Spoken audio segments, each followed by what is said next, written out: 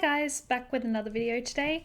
I'm going to be reviewing the Empirium Trilogy by Claire Legrand. This is the first book. I have all three. You'll probably see me looking down at my phone as per usual. Again, as per usual, there are going to be spoilers in this, so bear that in mind. This is one of those series that I like, but it gradually went downhill for me. The first book I really liked. I can't remember if I gave it 4 or 5 stars on Goodreads, but I gave it a high rating. The second book, I'm pretty sure, was 4, and then the third book was 3. Anyway, we'll get into that. So I like the magic system in the series. I thought it was really interesting that magic users tend to stick towards a particular element. I also really like that the two female protagonists are both bisexual, pansexual, and Eliana isn't white. So it's good to have more representation in fantasy, where it didn't feel forced. It just felt like part of the universe. So the basic concept of this is we start off in Furyborn after Riel has given birth to Eliana, which is her daughter with her husband Audric. But Audric is dead at this point, and it's made apparent that Riel is the one who has killed him. She has been working with an angel called Corian, who's evil, and this is how basically, they don't go too much into detail in the prologue, but basically she helped him screw the world up, basically. But she wants to protect her daughter. So it's kind of, Riel's fall from grace reminds me a little bit of Darth Vader from Star Wars, so you might get some Star Wars comparisons in this review. Anyway, she sends her baby daughter forward in time by 1,000 years, along with a young boy called Simon. So after that, the story takes place in 2 timelines. Riel's story, which takes place a year before the flash forward prologue, and Eliana's story, which is set 1,000 years in the future, during which time the angels have basically formed this evil empire and magic doesn't exist anymore. So I personally like flash forward prologues because for me, I find them interesting in the same way that I found the prequel trilogy interesting. Don't bash on me. In that you know that Anakin is going to become Darth Vader and fall to the dark side, but you don't know yet how that's going to happen.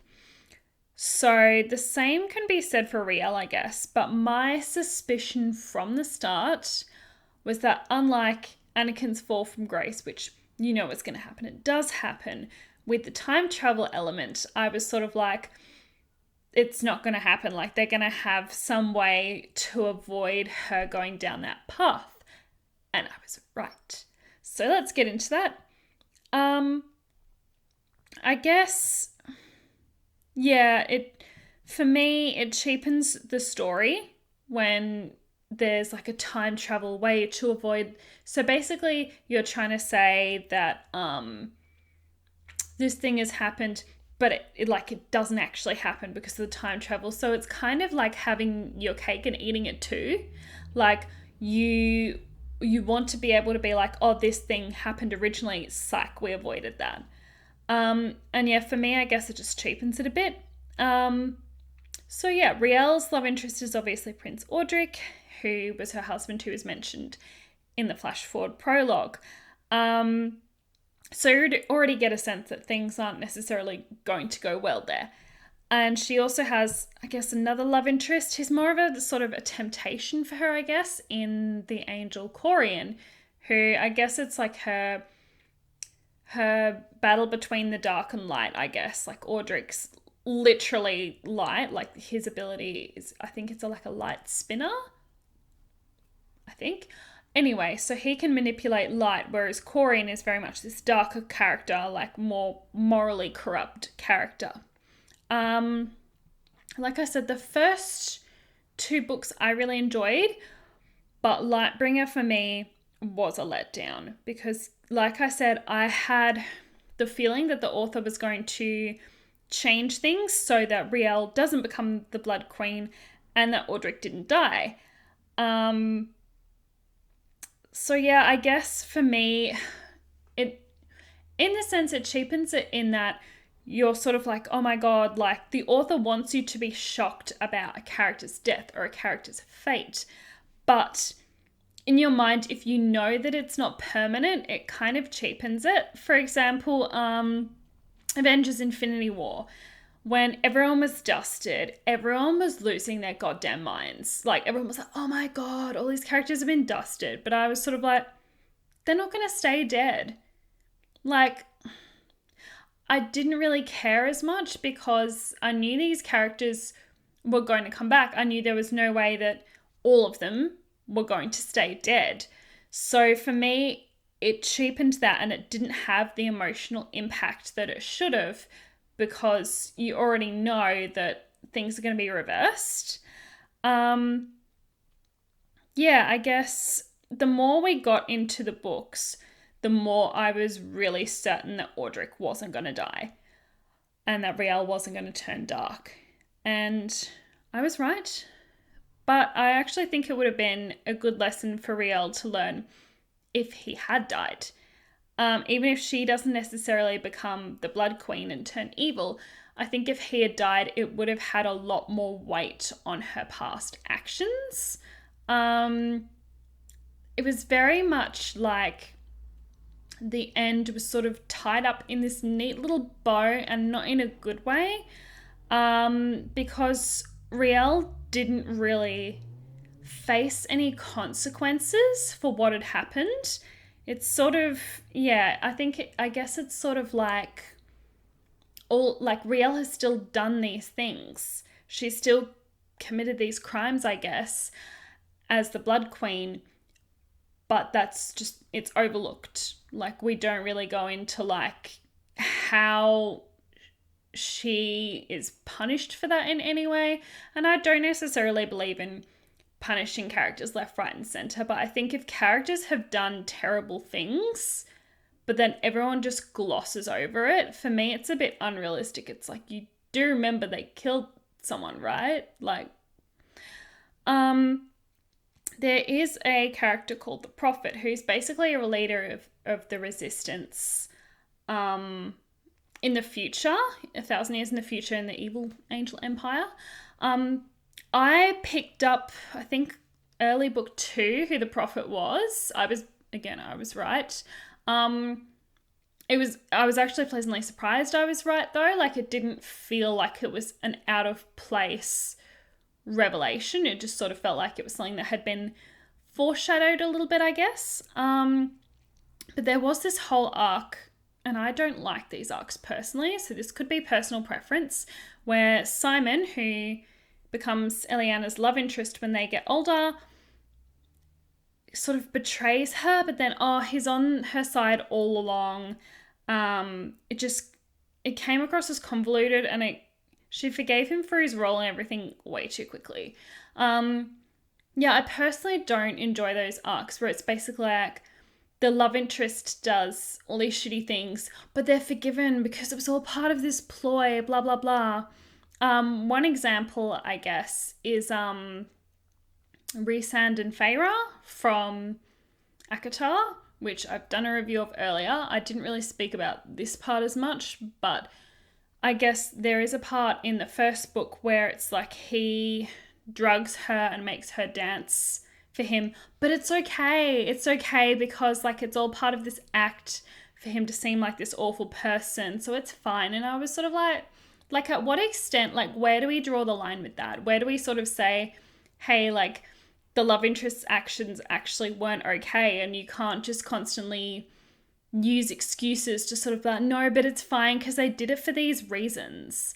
Like, it just gets tired because it's basically the author wanting you to excuse shitty behavior from the love interest towards the protagonist.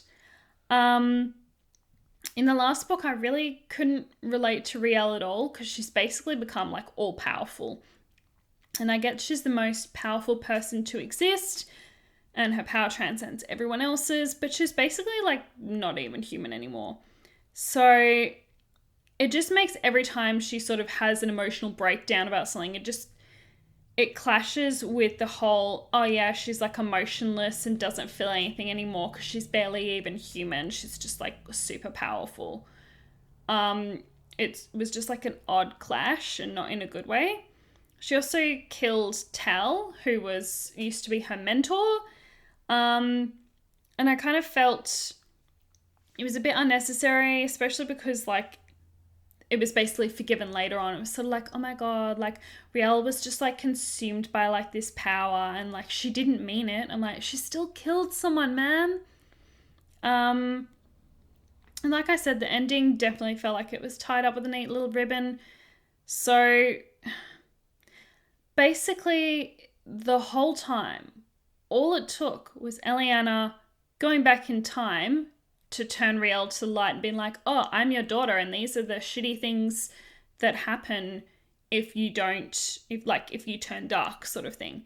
So despite all the people in the present that she knows and loves who have said similar things and tried to bring her back to the light, like that doesn't matter. Like it's just her daughter from the future. That's the only thing that can appeal to her. It was just a bit strange. Like I really felt like it was a bit cheaply written. It's a bit like, so she's not listening to Audric or Tal or anyone else. It literally takes some girl from the future for her to be like, oh, I should probably take this seriously.